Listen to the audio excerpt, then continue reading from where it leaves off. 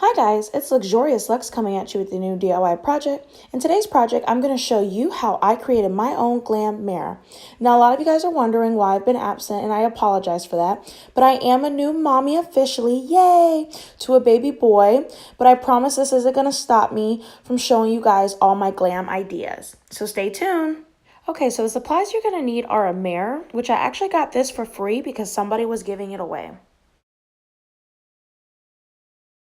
Next, you're going to need an estimate to 12 to 15 mirror photo frames.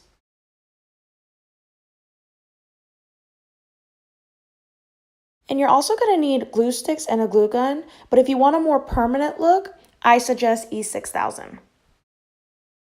Okay, so I didn't get it on camera, but what I did was I got some of the mirror pieces and I just took them off the photo frame.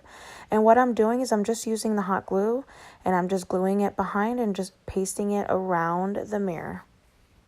So the mirror itself was chipped, so that's why I got the mirror pieces and tried to glue them as close to the edge as possible so you could not see it. I really like how glam the mirror looks and how quick and simple it was. If you like this project, please like and subscribe and stay tuned. Until next time, bye.